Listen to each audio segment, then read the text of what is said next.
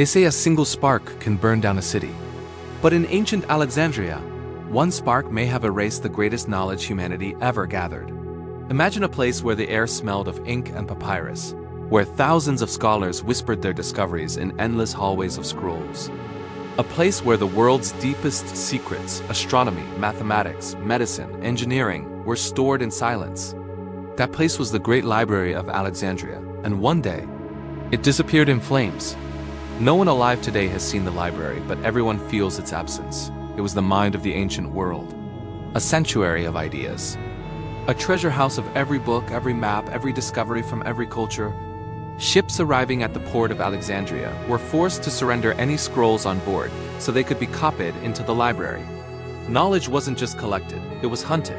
This was not a building, it was a living dream. But dreams attract enemies, and the library had many. Some say the first blow came from Julius Caesar, as flames consumed his ships during a desperate battle.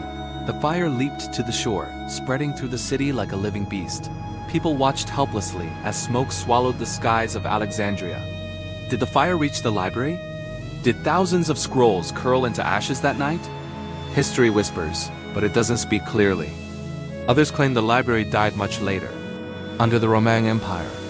When religious and political tensions rose, the city became a battleground of ideas. Scholars fled. Funding collapsed. Knowledge became dangerous. And the place that once welcomed every thought began to silence them instead. Was this slow decay the real death of the library? Then there is the story of the Christian riots, a moment when fear and fanaticism collided with philosophy. The Serapeum, a temple connected to the library, became a target. Statues were smashed, halls were broken, scholars were attacked. Some historians believe that whatever remained of the library was destroyed in this chaos, not by an enemy army, but by the hands of its own city. And still, the mystery doesn't end. Centuries later, the Islamic conquest reached Alexandria. Some chroniclers wrote that the final traces of the library were erased on the orders of a leader, who believed all knowledge outside the Holy Book was unnecessary. Modern historians debate this. Some say it never happened.